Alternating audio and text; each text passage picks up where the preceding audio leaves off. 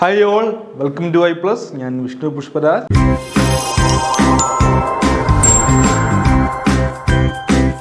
നമ്മൾ ഇന്നത്തെ ക്ലാസ്സിൽ ഡിസ്കസ് ചെയ്യുന്നത് നമ്മുടെ പ്രീവിയസ് ആയിട്ട് നമ്മുടെ CSEB എക്സാമിന് ചോദിച്ചിട്ടുള്ള കുറച്ച് ചോദ്യങ്ങളാണ്. ഒന്നാമത്തെ ചോദ്യം പറയുകയാണ്, if the application for registration of a society is made before the registrar. അപ്പം നമ്മൾ രജിസ്ട്രാറിന്റെ മുൻപാകെ എന്താണ് സംഘം രജിസ്റ്റർ ചെയ്യാൻ വേണ്ടി ഒരു അപേക്ഷ സമർപ്പിച്ചു. And it is not disposed of within. ഇപ്പം നേരത്തെ 90 ആയിരുന്നു കേട്ടോ, ഈ പരീക്ഷ നടക്കുന്ന സമയത്ത് 90 ആയിരുന്നു, അമെൻമെന്റിൽ കൂടെ 60 ആയി. ഇപ്പം ഞാനിവിടെ 60 എഴുതിയേക്കാണ് കേട്ടോ, ഓർത്ത് വെക്കുക. And it is not disposed of within 60 days the applicant may make a representation before. അപ്പം ക്വസ്റ്റ്യൻ ഇതാണ്, സംഘം രജിസ്റ്റർ ചെയ്യാൻ വേണ്ടി രജിസ്ട്രാറിന്റെ മുൻപാകെയായിട്ട് ഒരു അപേക്ഷ കൊടുത്തു. എന്നാൽ 60 ദിവസമായിട്ട് അതിന്മേൽ തീരുമാനമൊന്നും ആയില്ല. നമുക്കറിയാം നമ്മുടെ നിയമപ്രകാരം എത്രയാണ്, 60 ദിവസമായിട്ട് തീരുമാനം എടുക്കണമെന്നാണല്ലോ അല്ലേ. രജിസ്റ്റർ ചെയ്താലും റിജക്റ്റ് ചെയ്താലും അത് ഡിസ്പോസ് ഓഫ് ചെയ്യുക, അതിന്മേൽ തീരുമാനം എടുക്കുക 60 ദിവസമായിട്ട്. എന്നാൽ 60 ദിവസമായിട്ട് അതിന്മേലൊന്നും തീരുമാനമൊന്നും എടുക്കുന്നില്ല എന്നുണ്ടെങ്കിൽ എന്ത് ചെയ്യാം, അപേക്ഷകൻ എന്ത് ചെയ്യാം, the applicant may make a representation. അപേക്ഷകന് ഒരു റെപ്രസെൻറ്റേഷനിലേക്ക് പോകും. അപ്പം അപ്പീലും റെപ്രസെൻറ്റേഷൻ തമ്മിൽ രണ്ടാണ്.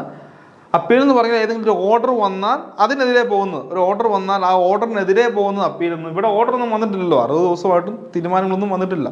ആ സാഹചര്യത്തിൽ നമ്മൾ പോകുന്നതിന് റെപ്രസെൻറ്റേഷൻ എന്ന് പറയും കേട്ടോ. ഒന്ന് ജസ്റ്റ് മനസ്സിലാക്കിയേക്കുക. പൊതുവെ ഇത് രണ്ട് ഏകദേശം ഒരുപോലെ ഇരിക്കും. പക്ഷെ ഒരു ഓർഡർ വന്നു, ഒരു റിട്ടേൺ ഓർഡർ വന്നു, ആ ഓർഡറിന് എതിരെ പോകുന്നതിനെ അപ്പീലും.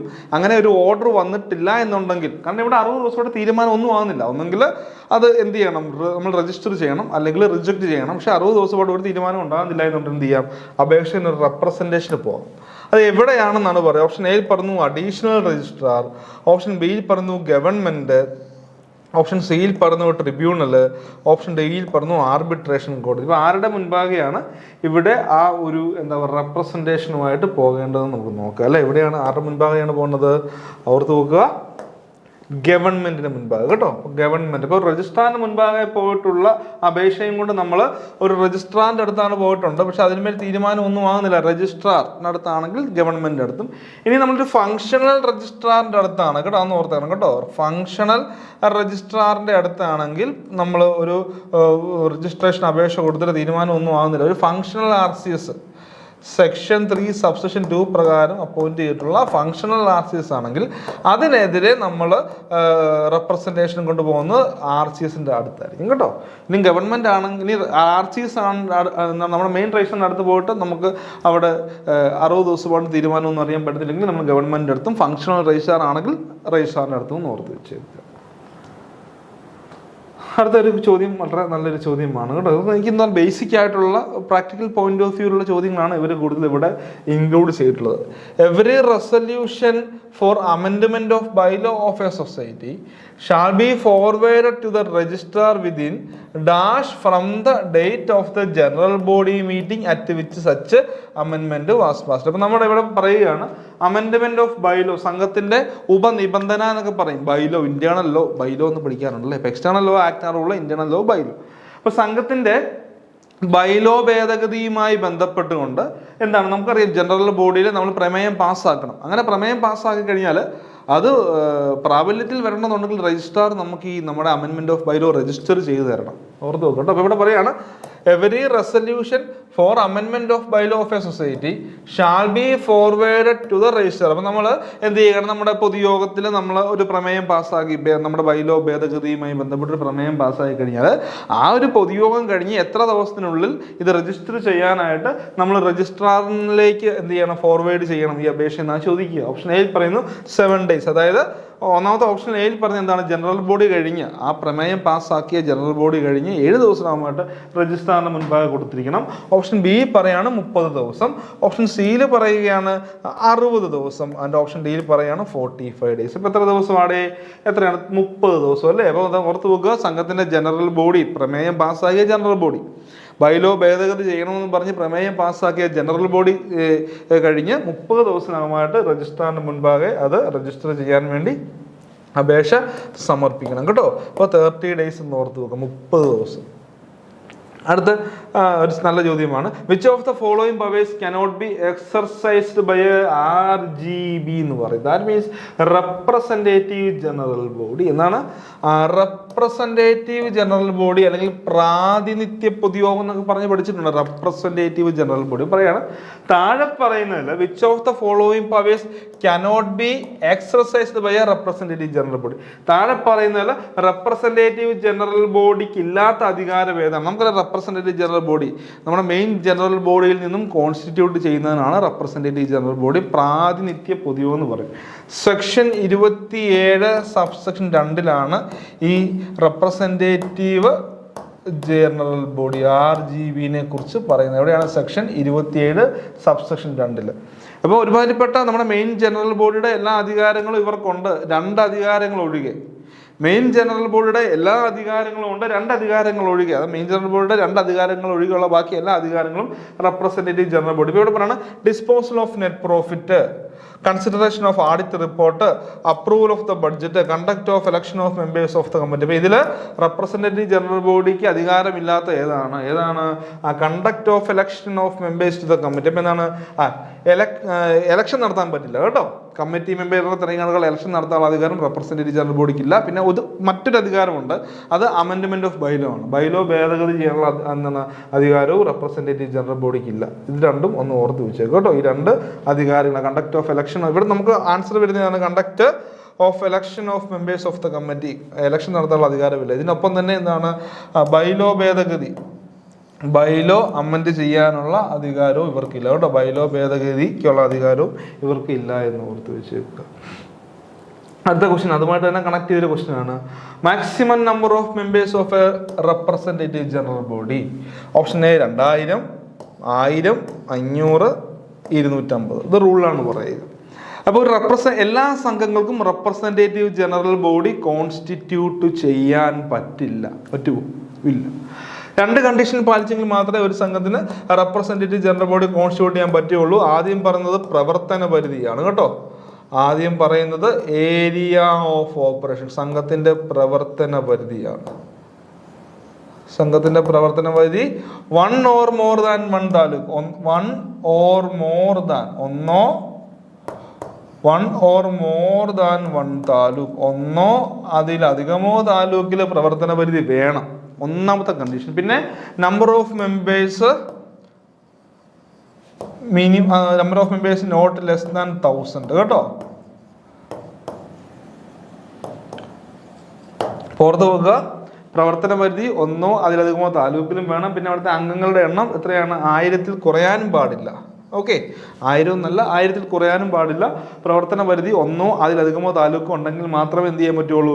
അങ്ങനെയുള്ള സംഘങ്ങൾക്ക് മാത്രമേ റെപ്രസെൻറ്റേറ്റീവ് ജനറൽ ബോഡി കോൺസ്റ്റിറ്റ്യൂട്ട് ചെയ്യാം. ഫോർ എക്സാമ്പിൾ ഇപ്പോൾ പി കാർഡ് ബാങ്കിന് റെപ്രസെൻറ്റേറ്റീവ് ജനറൽ ബോഡി കോൺസ്റ്റിറ്റ്യൂട്ട് ചെയ്യാം അല്ലേ? പി കാർഡിന് ഒരു റെപ്രസെൻറ്റേറ്റീവ് ജനറൽ ബോഡി കോൺസ്റ്റിറ്റ്യൂട്ട് ചെയ്യാം. ഇനിയും പറയുന്നുണ്ട് അവിടുത്തെ അംഗങ്ങളുടെ എണ്ണം ഞാൻ പറഞ്ഞു മിനിമം 1000-ൽ കുറയാൻ പാടില്ല. അപ്പോൾ 1000-നും 2500-നും ഇടയിലാണെങ്കിൽ അവിടെയുള്ള റെപ്രസെൻറ്റേറ്റീവ് ജനറൽ ബോഡിയുടെ സ്ട്രെങ്ത് 50 ആയിരിക്കും. ഓക്കെ, 1000-നും 2500-നും ഇടയിലാണെങ്കിൽ റെപ്രസെൻറ്റേറ്റീവ് ജനറൽ ബോഡിയുടെ സ്ട്രെങ്ത് 50 ആയിരിക്കും. ഇനി 2500-നും 10,000-നും ഇടയിലാണെങ്കിൽ എത്രയാണ്? 200 ആയിരിക്കും. ഇനിയും 10,000-ന് മുകളിൽ എത്രയാണെങ്കിലും അത് 500 ആയിരിക്കും. ഓർത്ത് നോക്കുക, അവിടുത്തെ അംഗങ്ങളുടെ എണ്ണം 1000-നും 2500-നും ഇടയിലാണെങ്കിൽ 50, 2500-നും 10,000-നും ഇടയിലാണെങ്കിൽ 200, 10,000-ന് മുകളിൽ എത്ര ആയിക്കോട്ടെ, എത്രയാണ്? 500. അപ്പോൾ ഇവിടെ question the maximum number of members of a representative general body shall not exceed. Option a 2000 അല്ല, ഓപ്ഷൻ ബി 1000 അല്ല, ഓപ്ഷൻ സി 500 കേട്ടോ. ഓപ്ഷൻ സി 500 ആയിരിക്കും എന്ന് ഓർത്ത് വെച്ചേക്കുക. ഓക്കെ, അടുത്ത ക്വസ്റ്റ്യൻ ആണ് the committee in office of a society shall coopt, അതായത് അറിവ് കോർപ്പറേഷനും ബാങ്കിൻ്റെ അറിവുള്ളവർ നമ്മൾ കോപ്റ്റ് എന്നാ പറയുക. Shall coopt dash person or representative who are having experience in the field of banking or management or finance. അപ്പം എക്സ്പീരിയൻസ് എന്താണ് ബാങ്കിങ് മാനേജ്മെന്റിൽ ഫിനാൻസിലൊക്കെ എക്സ്പീരിയൻസ് ഉള്ളവരെ നമ്മൾ എന്താണ് സംഘത്തിൻ്റെ കമ്പനിയിൽ കോപ്റ്റ് ഒക്കെ നോമിനേറ്റ് ചെയ്യുന്നവർ കോപ്റ്റ് എന്ന് പറയും. അത് എത്ര പേരെയാണെന്നാണ്. ഓപ്ഷൻ എ പറയുന്നു 1, ഓപ്ഷൻ ബിയിൽ പറയുന്നു 2 അല്ലെ? Option A 1, option B 2, option C 3, option D 4. അപ്പോൾ എത്ര മെമ്പേഴ്സാണ്? എത്ര പേരെ കോപ്റ്റ് ചെയ്യാം നമുക്ക്? ഓപ്ഷൻ ബി 2 പേരെയാണ് കേട്ടോ. 2 പേരെ കോപ്റ്റ് ചെയ്യാം എന്നോർത്ത് വെച്ചേക്കുക. അടുത്തൊരു ക്വസ്റ്റ്യൻ ആണ്, absorption of overhead signifies a process of. അടിപൊളി, നല്ല ചോദ്യം. എന്താണ് അബ്സോർപ്ഷൻ അല്ലേ? എന്നാ ക്വസ്റ്റ്യൻ നോക്കിയേ, നല്ല ക്വസ്റ്റ്യൻ ആണല്ലോ, നല്ലൊരു ചോദ്യമാണ്. Absorption of overhead signifies a process. Option A പറയുന്നു charging overheads to individual products or job അല്ലെ, ഇൻഡിവിജ്വൽ പ്രോഡക്ട്സിലേക്ക് ജോബിലേക്ക് ഓവർ ഹെഡ് ചാർജ് ചെയ്യുക. രണ്ടാമത് പറയുന്നത് distribution of overhead to all department, എല്ലാ ഡിപ്പാർട്ട്മെന്റിലേക്കും ഓവർ ഹെഡിനെ ഡിസ്ട്രിബ്യൂട്ട് ചെയ്ത് കൊടുക്കുക.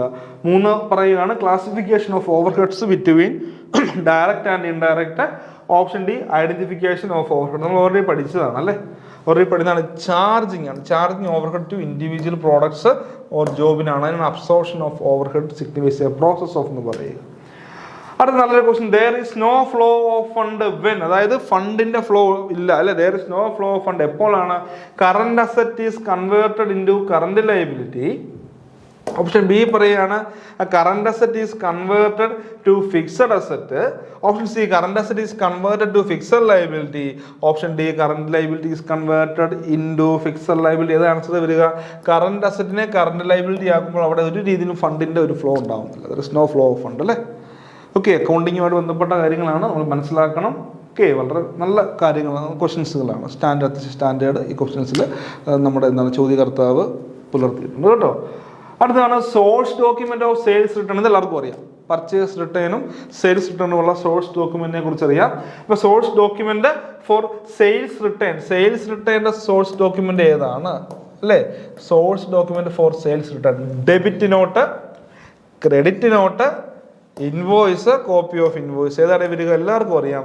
പർച്ചേസ് റിട്ടേൺ ഡെബിറ്റ് നോട്ട് ആണെങ്കിൽ സെയിൽസ് റിട്ടേൺ ക്രെഡിറ്റ് നോട്ട് ആയിരിക്കും അല്ലേ. ഓർത്ത് നോക്കുക, ക്രെഡിറ്റ് നോട്ട് ആണെന്ന് ഓർത്ത് നോക്കുക കേട്ടോ. Credit note sales document for purchase return sales return ക്രെഡിറ്റും ഓർത്ത് നോക്കുക. ഡെബിറ്റ് വരുന്നത് ഏതിനാണ്?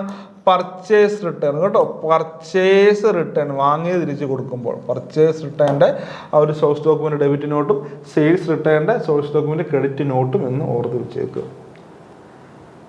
അടുത്താണ് ഓവർകാസ്റ്റിംഗ് ഓഫ് പർച്ചേസ് ബുക്ക്. ഇപ്പോൾ എറേഴ്സിനെ കുറിച്ചാണ്, അക്കൗണ്ടിങ്ങിന്റെ ബേസിക് ആണ് എറേഴ്സുകൾ അല്ലേ. ഇപ്പോൾ error of commission, principal, omission, compensating error നമ്മൾ വിശദമായിട്ട് ക്ലാസ് എടുത്തിട്ടുണ്ട്, അതിലേക്ക് അധികം നമ്മൾ പോകുന്നില്ല. അപ്പം ഓവർകാസ്റ്റിംഗ് ഓഫ് പർച്ചേസ് ബുക്ക് ഇത് ഏത് ടൈപ്പിലുള്ള എറർ അല്ലെ, ഏത് എററിന് ഉദാഹരണമാണ്? അതെല്ലാവർക്കും അറിയാം. എറർ ഓഫ് ഒമിഷൻ ആണോ? ഒരിക്കലും അല്ല അല്ലേ. എറർ ഓഫ് ഒമിഷൻ അല്ല, പ്രിൻസിപ്പിളും അല്ല, കോമ്പൻസേറ്റിംഗും അല്ല, എറർ ഓഫ് കമ്മീഷൻ ആണ്. ഓവർകാസ്റ്റിംഗ് പർച്ചേസ് ബുക്ക് എന്ന് പറയുന്നത് എറർ ഓഫ് കമ്മീഷൻ ആണെന്ന് ഓർത്ത് വെച്ചേക്കുക. ഓക്കെ, അടുത്ത കോസ്റ്റിംഗുമായി ബന്ധപ്പെട്ട നല്ലൊരു ചോദ്യമാണ്. Dash costing is applicable to sugar industry. But നമ്മൾ ഓരോ batch costing, job costing, multiple costing, process costing ഇവയെല്ലാം മനസ്സിലാക്കണം. ഇത് ഏതൊക്കെ ടൈപ്പ് ഇൻഡസ്ട്രീസിനാണ് ഇത് ആപ്ലിക്കബിൾ എന്ന് മനസ്സിലാക്കണം. ഷുഗർ ഇൻഡസ്ട്രീസിന് ഇവിടെ ഏതായിരിക്കും? ഷുഗർ ഇൻഡസ്ട്രീസിന് ബാച്ച് ആയിട്ടാണോ? അല്ലല്ലോ. ജോബും അല്ല, മൾട്ടിപ്പിളും അല്ല, അവിടെ ഒരു പ്രോസസ്സാണ് അല്ലേ. അപ്പോൾ ഷുഗർ ഇൻഡസ്ട്രീസിന് നമ്മൾ പ്രോസസ് കോസ്റ്റിംഗ്, എന്ത് കോസ്റ്റിംഗ് ആണ്? Process costing. ആർക്ക്? ഷുഗർ ഇൻഡസ്ട്രിക്ക്. ഓർത്ത് നോക്കുക, process costing is applicable to sugar industry എന്ന് ഓർത്ത് നോക്കുക. ഓക്കെ, അടുത്ത ക്വസ്റ്റ്യൻ ആണ് അഡ്ജസ്റ്റ്മെന്റിനെ കുറിച്ച് പഠിക്കുകയാണ്. നമ്മൾ ഒരുപാട് ടൈപ്പ് അഡ്ജസ്റ്റ്മെന്റുകളെ കുറിച്ച് പഠിക്കുകയാണ്. ഇപ്പം ഔട്ട്സ്റ്റാൻഡിങ് എക്സ്പെൻസിന്റെ അഡ്ജസ്റ്റ്മെന്റ്, പ്രീപെയ്ഡ് എക്സ്പെൻസ് നമ്മൾ ആ ഒരു ട്രേഡിംഗ് ആൻഡ് ബിയാനിലൊക്കെ ചെയ്യുമ്പോൾ നമുക്ക് അറിയാം അല്ലേ. ഔട്ട്സ്റ്റാൻഡിങ് നമ്മൾ കൂട്ടി കാണിക്കും, പ്രീപെയ്ഡ് നമ്മൾ അതിന് കുറച്ചൊക്കെ കാണിക്കും. നമ്മൾ ക്ലാസ് എടുത്തിട്ടുള്ളതാണ്, വിശദമായിട്ട് പഠിപ്പിച്ചിട്ടുള്ളതാണ്. അപ്പോൾ ഇത് ഏത് കൺസെപ്റ്റിനെ ബേസ് ചെയ്താണ് അത് നമ്മൾ പറഞ്ഞിട്ടുണ്ട് അല്ലേ. Adjustment made for outstanding expense. Outstanding expense എന്ന് പറഞ്ഞാൽ കൊടുക്കാനുണ്ട്, കൊടുത്തിട്ടില്ല. പ്രീപെയ്ഡ് എന്ന് പറഞ്ഞാൽ നേരത്തെ മുൻകൂറായിട്ടാണ് കൊടുത്തു. ഇപ്പോൾ അടുത്ത മാസത്തേക്കുള്ള എന്തെങ്കിലും ഒരു എമൗണ്ട് ഞാൻ മുൻകൂറായിട്ട് കൊടുക്കുമ്പോൾ കണക്ക് ചെയ്യുമ്പോൾ നമ്മൾ ആ ഒരു അക്കൗണ്ടിങ് ചെയ്യുമ്പോൾ അതിൽ നിന്ന് കുറച്ച് കാണിക്കും, കാരണം ആക്ച്വലായിട്ടുള്ള കാര്യങ്ങൾ വരണമല്ലോ അവിടെ അല്ലേ. അപ്പോൾ ഔട്ട്സ്റ്റാൻഡിങ് എക്സ്പെൻസ് എന്ന് പറഞ്ഞാൽ കൊടുക്കാനുണ്ട്, കൊടുത്തിട്ടില്ല. പ്രീപെയ്ഡ് എന്ന് പറഞ്ഞാൽ മുൻകൂർ കൊടുത്തു, പ്രീപെയ്ഡ് നേരത്തെ പേ ചെയ്തു. ഓക്കെ, അപ്പോൾ ഇത് ഏത് കൺസെപ്റ്റിനെ അടിസ്ഥാനമാക്കിയുള്ളതാണെന്നാണ് ചോദ്യം. ഓപ്ഷൻ എ പറഞ്ഞു മാച്ചിങ് ആണോ? രണ്ടാമത് കോസ്റ്റ്, മെറ്റീരിയാലിറ്റി, കൺസർവേറ്റിവിസം. ഏതാണ്? എല്ലാവർക്കും അറിയാം, മാച്ചിങ് പ്രിൻസിപ്പിൾ അല്ല, ആ ഒരു കൺസെപ്റ്റിൽ വരുന്നതാണ് അല്ലേ. ഓർത്ത് പോകുക, മാച്ചിങ് കേട്ടോ, മാച്ചിങ് കൺസെപ്റ്റ് അല്ല പ്രിൻസിപ്പിൾസിന് വരുന്നതാണെന്ന് ഓർത്ത് പോകുക. അടുത്ത നല്ല ക്വസ്റ്റ്യൻ, നമ്മളിത് അക്കൗണ്ടിങ് ഒക്കെ ആയിട്ട് ബന്ധപ്പെട്ട് അതിൻ്റെ കൺസെപ്റ്റുകളൊക്കെ വളരെ വിശദമായിട്ട് പഠിച്ചതിന് ശേഷം ഇതൊക്കെ ചെയ്യാൻ പറ്റുള്ളൂ കേട്ടോ. അതൊന്നും ഓർത്ത് പോകുക.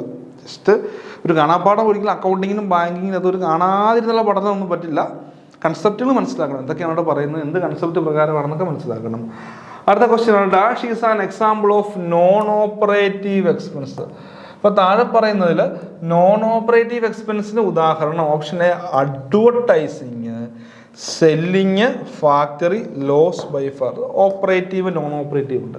ഇപ്പം നോൺ ഓപ്പറേറ്റീവ് എക്സ്പെൻസിന് ഉദാഹരണം ഏതാണെന്ന് ചോദിച്ചാൽ ഓപ്ഷൻ എ അഡ്വർടൈസിങ് ആണോ, option B selling expense, option C factory expense, option D loss by fire. ഏതാണ്? ലോസ് ബൈ ഫയർ ആണ്. നമുക്ക് അതിൻ്റെ ട്രീറ്റ്മെൻറ്റ് പഠിക്കാനുണ്ട് അല്ലേ. Loss of goods by fire 3 രീതിയിലാണ്. ചിലപ്പോൾ നമുക്ക് എന്താണ് ഇൻഷുറൻസ് ക്ലെയിം ഒന്നും കിട്ടില്ല, ചിലപ്പോൾ കുറച്ച് കിട്ടാം, ചിലപ്പോൾ ഫുള്ളും കിട്ടാം. അപ്പോൾ അതിൻ്റെ ഒരു അഡ്ജസ്റ്റ്മെൻറ്റ് പഠിക്കണം കേട്ടോ. അത് നമ്മൾ എടുത്തിട്ടുണ്ട്, ക്ലാസ്സസ് എടുത്തിട്ടുണ്ട്, നോക്കി മനസ്സിലാക്കി പഠിക്കുക. പിന്നെ സെയിൽ ഓഫ് ഓർത്ത് പോകുന്ന ആൻസർ ലോസ് ബൈ ഫയർ ആണ്. അടുത്ത sale of scrap will be credited on.